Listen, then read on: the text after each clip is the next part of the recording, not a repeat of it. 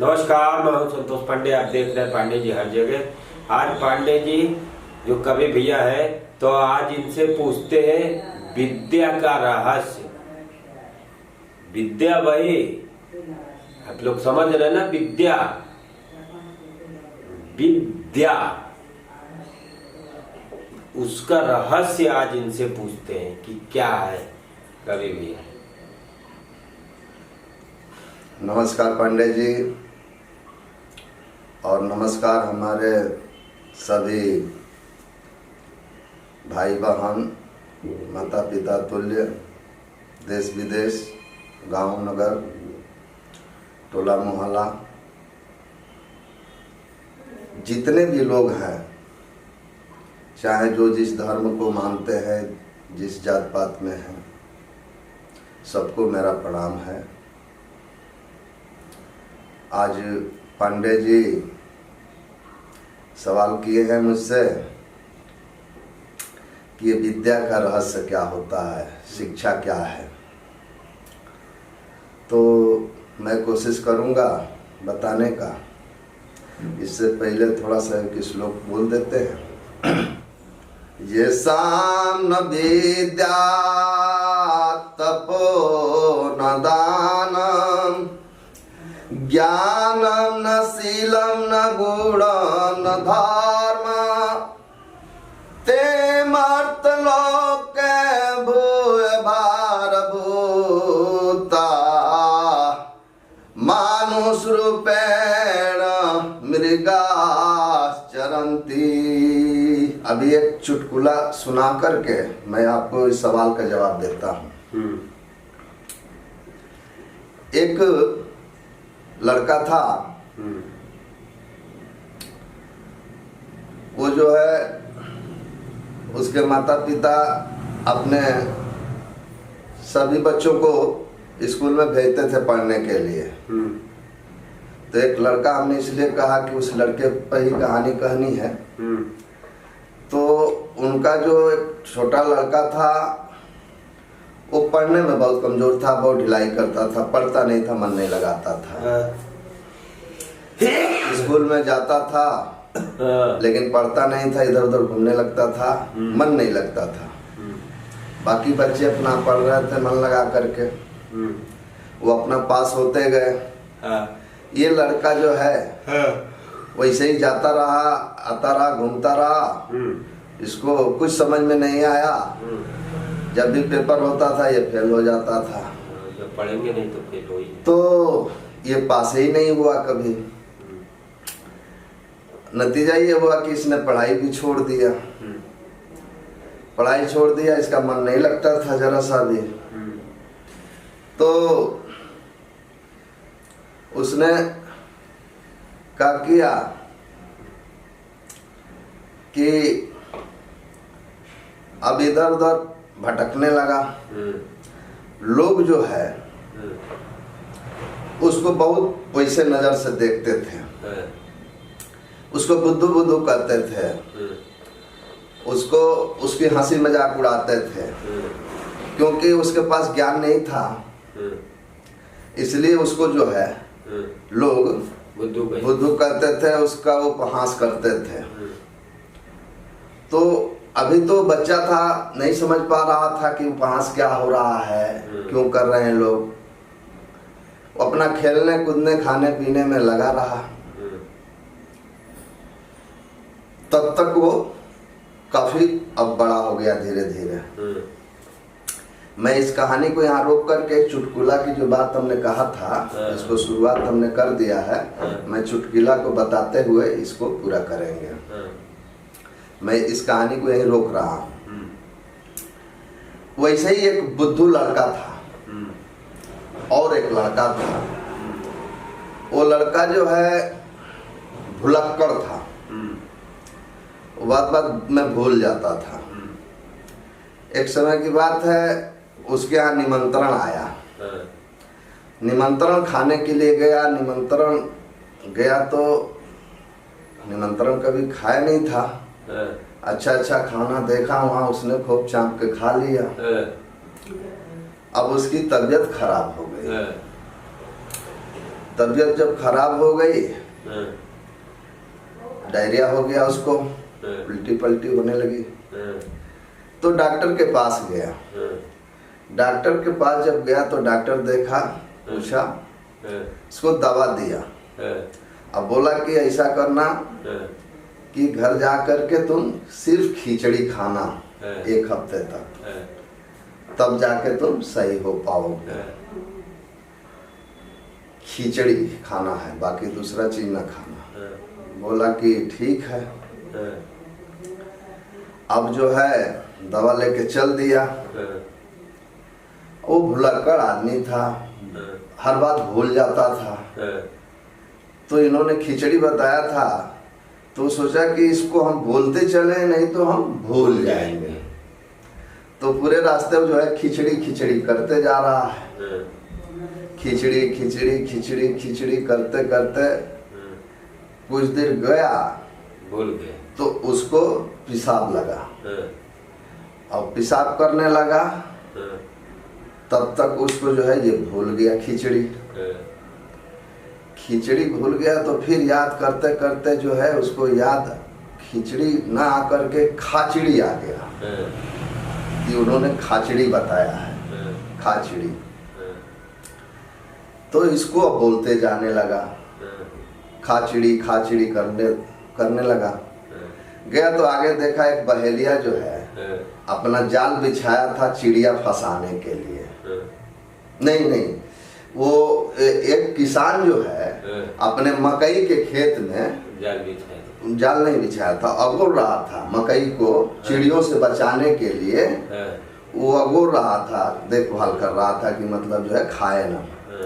अब उसी रास्ते से बोलते जा रहा कि खा चिड़ी खा चिड़ी खा चिड़ी। उसने सोचा कि सलाह मैं दिन रात यहाँ गोर रहे हैं कि चिड़ी खाए ना, चिड़िया खाए ना, आइए कह रहा कि खा चिड़ी और ये खिला रहा है। उसने जो है उसको मारने लगा। बोला कि तुम काहे कर रहे, हम देख रहे हैं यहाँ बोल रहे हैं, भगा रहे हैं चिड़िया, तुम करे खा चिड़ी। तो बोला कि तो हम क्या कहें। बोला कि ये ना कहो, कहो कि उड़ चिड़ी खाओ ना, उड़ बोलो, उड़ चिड़ी ठीक है। अब वो जो है बोलते जा रहा है उड़ चिड़ी। तब तक बहेलिया आगे जो है जाल बिछाया था चिड़िया पकड़ने के लिए।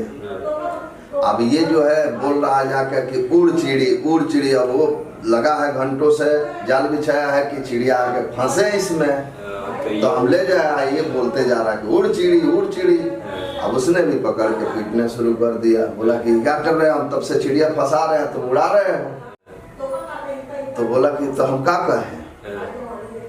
तो बोला कि ये कहो कि आते जाओ फंसते जाओ, आते जाओ फंसते जाओ। बोला ठीक है।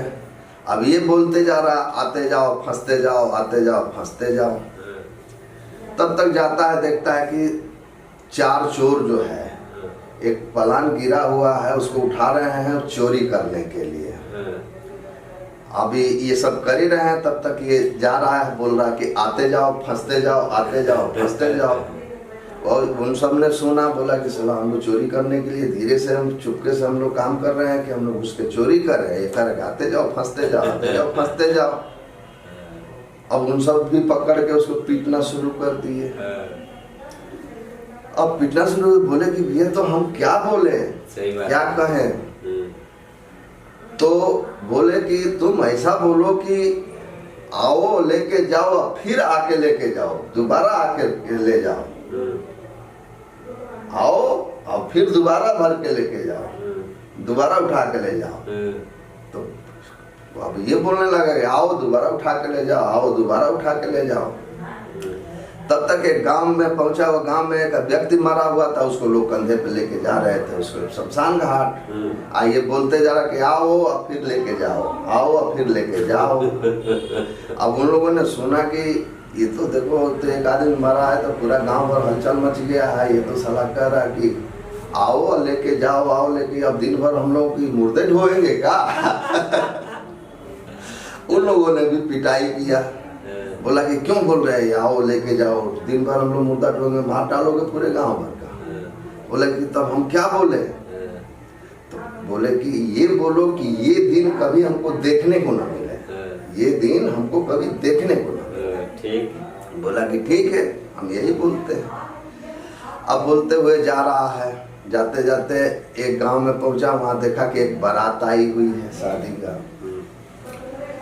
तो वहाँ ये बोलते बारात लगी है, आई है, और ये बोल रहा है कि ये दिन कभी देखने को ना मिले, ये दिन कभी देखने को ना मिले। और घर वाले सोचे कि 35-40 साल के बाद तो कैसे कैसे शादी तय हुआ, शादी हो नहीं रही थी और किसी तरीके शादी आज हो रही है, तो ये कह रहा है कि ये दिन देखने को ना मिले।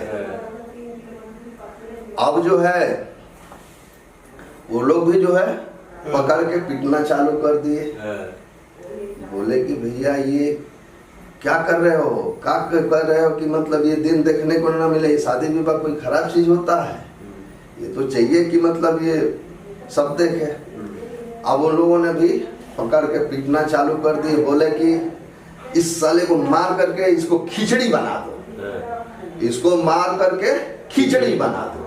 तब तक उसको जो है तुरंत फट से ख्याल आ गया कि अरे यार ये खिचड़ी तो दिन है, यही तो हम भूल गए थे, तो इतना हमको झेलना पड़ा है, पूरे रास्ते मार खाते आए हैं। खिचड़ी भूल गए थे, खिचड़ी तो कहना था हमको, अब खिचड़ी भूल करके हम खिचड़ी कहने लगे थे, ये रास्ता हमारा बदलने लगा, सब लोग पिटाई करने लगे। अब यही ना भूले होते खिचड़ी खिचड़ी, तब उसको आया कि खिचड़ी, बोला कि बस अब हो गया मेरा काम। अब वो गया घर अपने परिवार में, बोला कि भाई खिचड़ी बना दो, डॉक्टर साहब बोले हैं। इतना मार खाने के बाद जो है रास्ते में तब जाकर के उसको खिचड़ी ख्याल आया। इसी तरीके से पांडे जी अब वो कहानी को हम बढ़ा रहे हैं जो आपने सवाल किया है। क्या पूछे थे? विद्या। हाँ, विद्या का रहस्य। तो हमने उसमें बताया था कि वो पढ़ाई लिखाई नहीं किया, लोग उसको जलील करने लगे। सब लोग जो है बोलने लगे कि बुद्धू है, ये है, ऐसे है ना समय। तो फिर वो थोड़ा बड़ा भी हो गया था, उसको भी जलीलत महसूस होने लगा कि मतलब जो है हमको लोग जलील कर रहे हैं। तो ऐसा करते हैं कि चलते हैं फिर पढ़ने। लेकिन फिर जब जाने लगा तो चूंकि बड़ा हो गया था और उसके सामने छोटे छोटे बच्चे वहां जाते थे, वो काफी बड़ा हो गया था, उसको जलीलत उससे महसूस होने लगा कि छोटे छोटे बच्चों के बीच में हम कैसे पढ़े हैं, कैसे जाए, उससे जलीलत होने लगी। अब उधर भी जलीलत होने लगी, इधर। तो फिर उसने मन बनाया कि हम ऐसे नहीं पढ़ाई करेंगे, विद्या तो हम लेंगे, इसके लिए हम तपस्या करेंगे, इसके लिए व्रत करेंगे। अब उसने जो है ठान लिया और घर से जो है निकल गया और गंगा जी के तीर पर जा करके उसने जो है व्रत करने लगा, तपस्या करने वाला लगा। बिना खाए पिए रहता था, फिर वहीं लगा रहता था दिन। घर वाले देखे, सोचे कि अरे भाई ये तो मर जाएगा, ये कैसा मतलब ये विद्या ग्रहण कर रहा है, वहाँ कोई आदमी है नहीं और जो है अकेले ये विद्या ले रहा है, कौन सी विद्या है। फिर जो है वो लोग जो है एक संत के पास गए, बोलो कि देखिए ये लड़का जो है तो पढ़ाई नहीं किया, अब ये जो है ठान लिया है कि अब हम विद्या ग्रहण करेंगे और ये बैठ के नदी किनारे बिना खाए हुए भूख प्यास से अपना रह रहा है, कितना शोर कर रहा है। तो उसने जो है वो जब उस साधु जी से बताए वो लोग महात्मा जी से, तो बोले कि चलो ठीक है हम उसको समझाते हैं। उनको भी लगा कि इसकी तो ऐसे जान चली जाएगी और विद्या भी नहीं ग्रहण होगा। तब उन्होंने जो है गए और उसके बगल में जाकर के बैठ गए और वो अपना लगा था। अब वो धीरे धीरे क्या किए कि वहां पर जो मिट्टी का कण था उसको धीरे धीरे गंगा जी के नदी में फेंकना शुरू कर दिए महात्मा जी। तो ये कुछ देर देखा कि ये महात्मा जी मिट्टी का कण फेंक रहे हैं नदी के अंदर, ये क्या कर रहे हैं। तो उसने पूछा कि आप ये सब क्या कर रहे हैं। बोले कि ऐसा है कि हम इसमें बांध रहे हैं, पुल बनाएंगे इसमें। तो बोला कि आप तो बहुत मूर्ख आदमी है, इस तरह से इतना छोटा छोटा टुकड़ा पानी के अंदर इसे फेंकेंगे तो उससे पुल बन जाएगा। आपको पता नहीं कि इसके लिए जो है गिट्टी चाहिए, सीमेंट मोरंग चाहिए, मिस्त्री चाहिए, तमाम इंतजाम करना पड़ेगा तब ये बनेगा। जबकि वो खुद बुद्धू था। अब उसको बुद्धू समझ में महात्मा जी का केवल दर्शन से ही अब उसका दिमाग अब वो दिमागे तब खोल रहे हैं। मिट्टी डालने का मतलब उसका दिमाग खोल ही रहे हैं। तो बोले कि बेटा जिस प्रकार से ये मेरे मिट्टी इसमें डालने से पुल नहीं बंधेगा, बांध नहीं बंधेगा, तो इसी प्रकार से जो तुम यहाँ जो ये कर रहे हो, ये करने से तुमको विद्या ग्रहण नहीं होगा, शिक्षा नहीं मिलेगी। इसके लिए विद्या के लिए, शिक्षा के लिए किसी गुरु के पास जाना पड़ेगा, किसी महात्मा के पास जाना पड़ेगा, सदगुरु के पास जाना पड़ेगा, टीचर के पास जाना पड़ेगा। जो भी विद्या, जो भी जिस तरीके का ज्ञान विज्ञान लेना है, उस तरह के गुरु के पास जाना पड़ेगा, उसके सानिध्य में रहना पड़ेगा, उससे शिक्षा ज्ञान लेना पड़ेगा, तब जाके होता है। तब जो है उसको समझ में आया कि बात तो सही, हम आज कई दिन से भूखे प्यासे यहाँ तक, हमको तो अभी कुछ नॉलेज नहीं हुआ। ये आते ही आते नॉलेज हमको दे दिए, मिट्टी डालने लगे तो हमको नॉलेज हो गया कि मिट्टी डालने से इसमें पुल नहीं बंधेगा, इसके लिए इसकी जरूरत है। तो ये ठीक बता रहे हैं कि इसके लिए भी, विद्या के लिए भी गुरु की जरूरत है। इस तरीके से विद्या हासिल नहीं होगी। अब वो भी अपना कह के साधु जी चले गए और ये भी अपना घर चला आया। और उसके बाद ठान लिया कि संत के पास, महात्मा के पास, गुरु के पास, शिक्षक के पास अब जाना आना चालू कर दिया। और जो है शिक्षा ग्रहण हो गया, करने लगा।